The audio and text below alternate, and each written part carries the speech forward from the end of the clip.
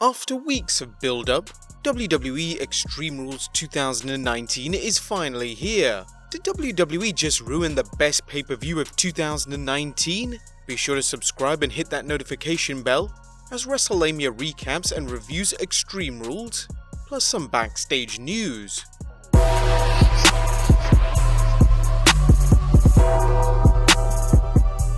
But let's head straight into the pre-show, as Finn Balor took on Shinsuke Nakamura for the Intercontinental Championship.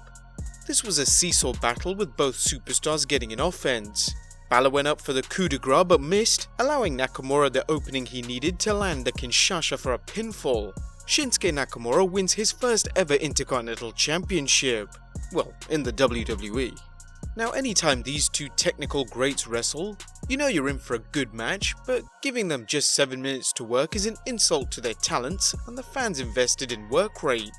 The New Day is backstage and speak via screen with the kickoff panel.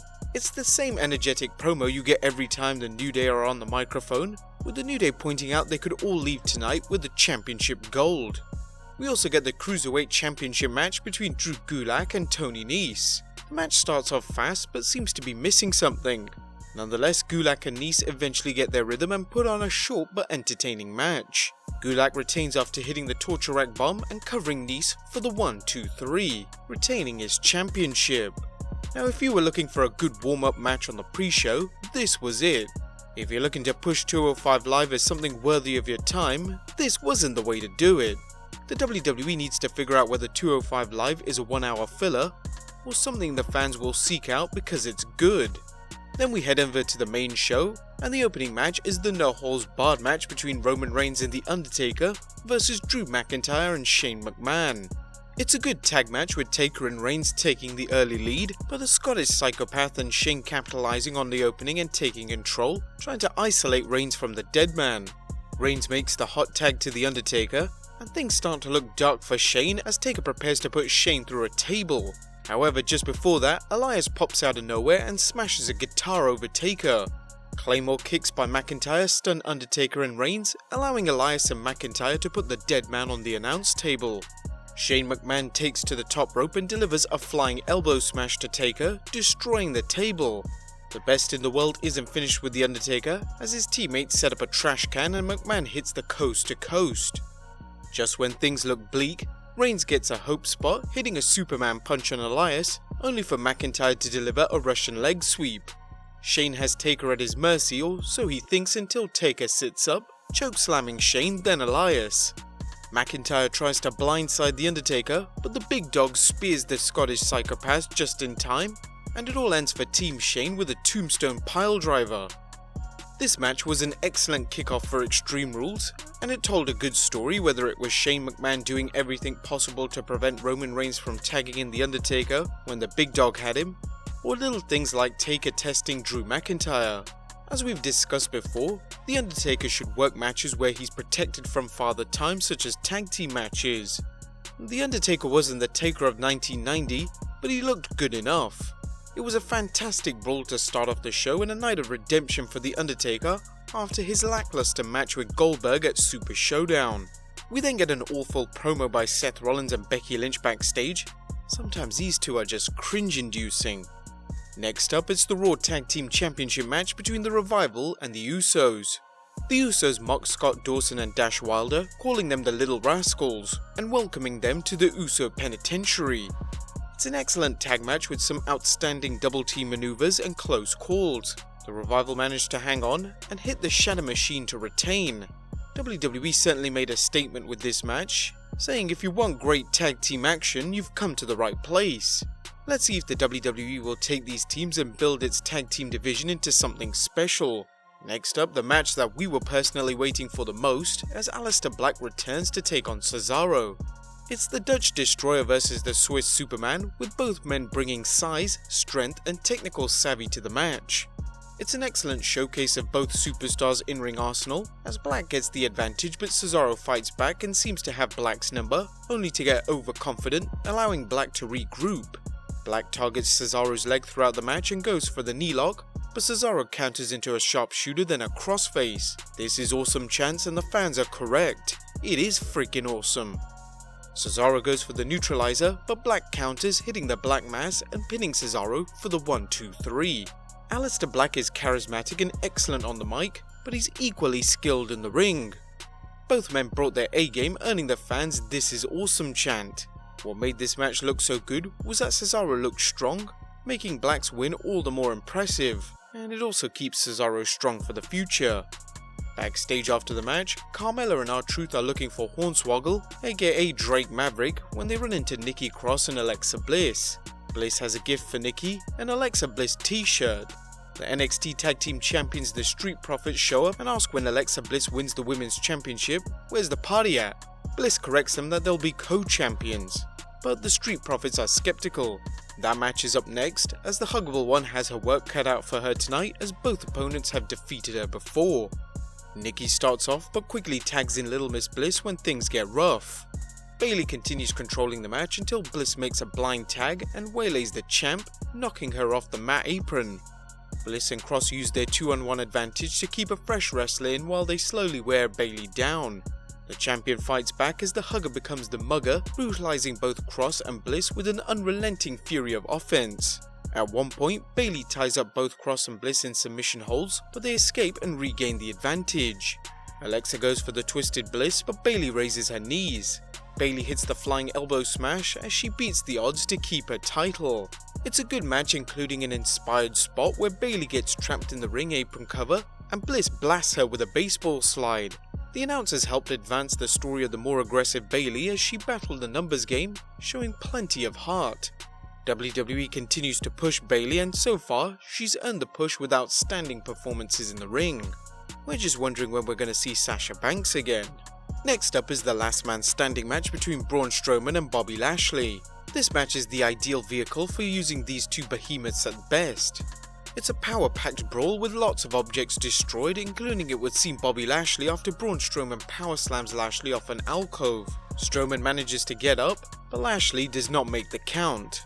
This was definitely one of the best encounters these two have had. AJ Styles is backstage with Luke Gallows and Carl Anderson. He clarifies he didn't reform his alliance with the Good Brothers because he lost to Ricochet. Styles promises to win the US Championship tonight. Next up, it's SmackDown Tag Team action, as Daniel Bryan and Eric Rowan go up against the New Day and Heavy Machinery in a triple threat tag match for the SmackDown Tag Team Championship. It's another outstanding match as all three teams take each other to the limit. Lots of pure power-based moves, as you might expect with bruisers like Heavy Machinery, Big E and Rowan. Daniel Bryan gets Big E in the label lock after making a blind tag, but somehow Big E powers out. The New Day regroup and hit the midnight hour on Bryan, becoming 6-time tag team champions. What made this match so good, besides all three teams performing well and getting time to shine, was how the triple threat stipulation came into play a few times, with wrestlers tagging someone besides their partner just to regroup. Admittedly, we're a bit sick of the New Day holding the belts, and we really wish Heavy Machinery could have come out looking strong on this one. Hopefully they'll have a title run in the near future. Backstage, the New Day are getting ready to celebrate their title win, but Paul Heyman steals their microphone, cutting a promo in the arena where he tells the fans he's Philadelphia and he's extreme. Heyman says he'll be damned if he leaves a show called Extreme Rules without his client cashing in his Money in the Bank contract. Then again, he reminds the fans he'd have to be a stupid SOB to tell people of his plans in advance, so maybe he's just being Paul Heyman. US Championship matchup next, as Ricochet takes on AJ Styles with the Good Brothers in his corner. Gallows and Anderson attack Ricochet before the match until Styles calls off his henchmen. The announcers point out that the match is normal rules, so the Phenomenal One could only win by pinfall or submission. Ricochet has trouble maintaining any offense due to the interference of the Good Brothers, giving Styles the opportunity to dominate the match. Ricochet wages in an uphill battle, but stays in the fight, getting occasional offense but finding himself outmatched in terms of experience. Ricochet hits a shooting star press on AJ for what looks like a 3 count, but Carl Anderson lets the referee know Styles' leg is under the rope. Ricochet goes to the top rope, but Gallows knocks him down onto the turnbuckle while the referee forces Anderson out of the ring. AJ rallies and hits the Styles Clash off the middle rope, pinning Ricochet for the win, and for the 3rd time becoming United States Champion. We hope these guys have a 3rd encounter at SummerSlam because the match was absolutely phenomenal. Next up, Kevin Owens vs Dolph Ziggler, and this is an annihilation of a squash. as Dolph starts trash talking and slaps KO in the face, which leads to Owens hitting the stunner, covering him for the win in just 15 seconds. After the match, KO cuts a promo reminding the fans every chance he gets he's going to speak up for the wrestlers in the back and the fans who are sick of Shane monopolizing the WWE's airwaves. It was hardly a match, but a good promo. Samoa Joe is backstage and promises to destroy the New Day's dream of all three members holding championship gold. That match is up next as Joe uses his power and weight advantage to pummel Kofi early on, getting the early lead. Joe punishes Kofi, showing the brutality that's made him a success over the years, and even tries to break Kofi's fingers, seeking revenge for the Dreadlock Dynamo flipping him off. Kofi stages a quick comeback, but Joe cuts it short, locking Kofi in the STF. Kofi escapes, but Joe is relentless and locks in the Coquina clutch.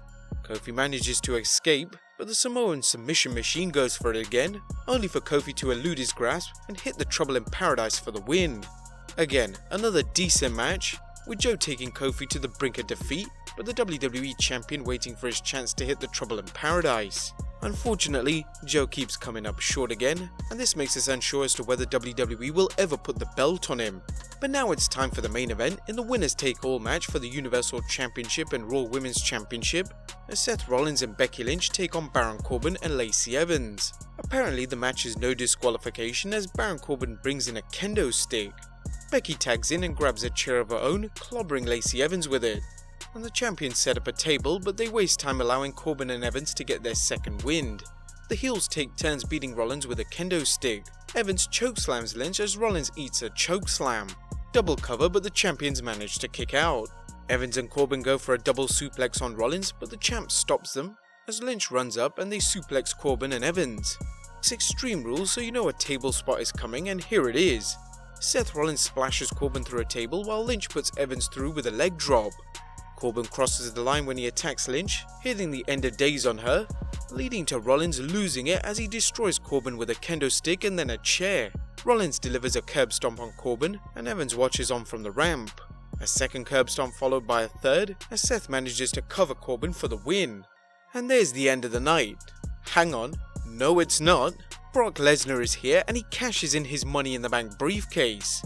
Rollins goes after Lesnar, who ducks and takes him to Suplex City. The match is officially on, and all Lesnar needs to do is hit an F5 and cover Rollins for the win.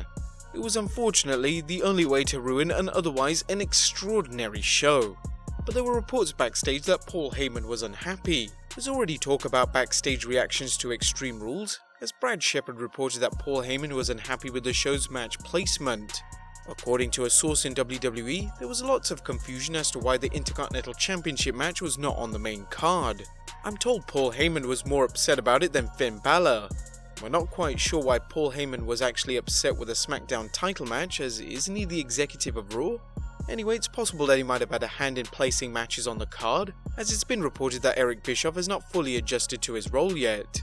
The Undertaker also managed to get redemption.